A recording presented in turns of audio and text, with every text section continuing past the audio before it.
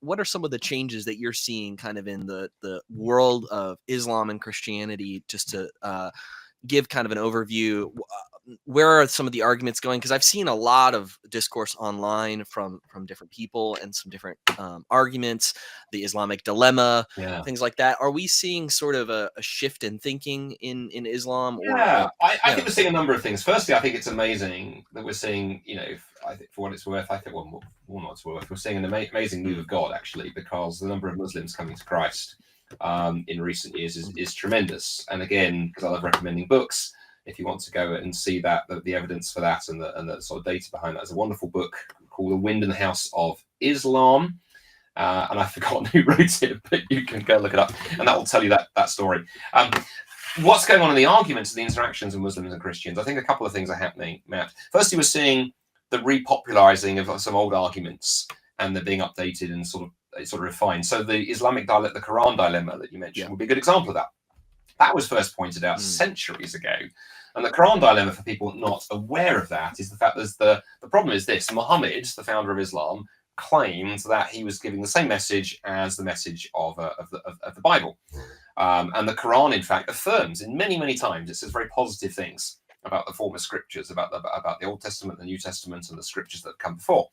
However, the problem is that the Quran contradicts the Bible in some significant ways, and perhaps the most famous one is the Quran denies that Jesus was crucified. So which is it? Is the Quran a continuation of the Bible, or is it contradicting the Bible? If you're a Muslim, do you believe the Quran and take the Bible seriously, or do you believe the Quran and reject the Bible where it disagrees with the Quran? And it becomes incredibly messy.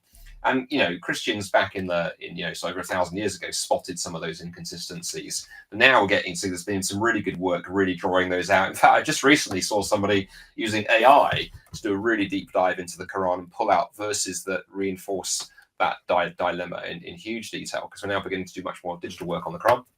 And then the other thing we've really seen is a big push into the historicity of the Quran and indeed of Muhammad. So on the Quran, for example, there's been some really good innovative work done on Quran manuscripts. Muslims have been taught there are no variant readings. The Quran is every letter, dot for dot, letter for letter, stroke for stroke, the same as Muhammad's day. Well, that isn't true. Never has been true, but now we're seeing some really good work done looking, I think, at the transmission of the Quran, some really innovative, again, use of computers in sort of Quran manuscript studies. And then lastly would be the historicity of Muhammad. There've long been some big question marks over some of the standard narratives around Muhammad. Our earlier sources for Muhammad are very late, before New Testament Gospels, for the life of Jesus, all written probably before 70 AD, so within the lifetime of eyewitnesses. Muhammad's case, it's 150, 200 years after Muhammad, and that's even if you take the traditional sources at face value before you start asking bigger questions. And that stuff now, with the advent of the internet, is really exploded.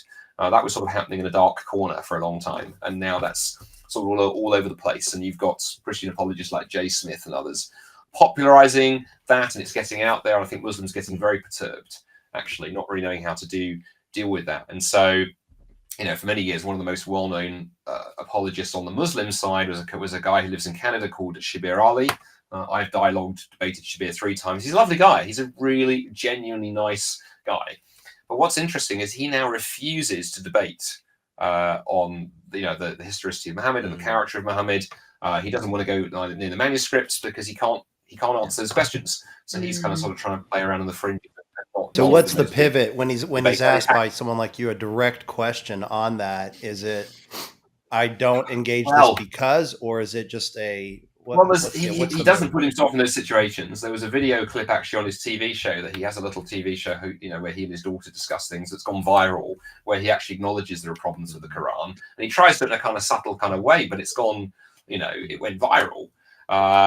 And then the other thing he tries to do, he's got this argument where he claims there's kind of a mathematical miracle in the Quran because certain numbers appear in certain patterns and things, and he always runs there. That's where he'll run, because it sounds really impressive unless you know mathematics and you can sort of go, hang on a minute, buddy, there's some questions here. So I think it's a really interesting time, actually. So we're a long way from the collapse of Islam, and people who tell you that, I think, are naive, because people believe things for all kinds of reasons. People believe atheism for good reasons. People believe atheism, like our friend earlier, just because they've got nothing better to do. And the same for Islam. There are people who will believe Islam just because it's what they've been taught and raised in, and haven't asked the underlying questions. And also, let's be clear, Christians can be guilty of this too. Let's make sure we give good reasons. You know, the Bible tells us to be able to give a reason for the hope that we have. And, you know, it can do great damage by you a Christian. You go, well, I just believe because I believe. Jesus will still love you, but you might not help the cause of the gospel. I did not know that about Shabir Ali. That's an interesting update. I've seen him. I've seen him debate James White. And I think I don't know if I've seen you with him or not. I've seen obviously several of yours over the years, but I had no idea. That's a really big deal because he's one of the more popular debaters with Christians and the people. Yeah, I remember in college watching Nabil debate him back in the day. Yep, Nabil debated him in Georgia Tech. Good job. Yeah. Right? Wasn't that Georgia Tech or was that the one in Chicago or something? Either way, yeah. I'm not sure. Yeah.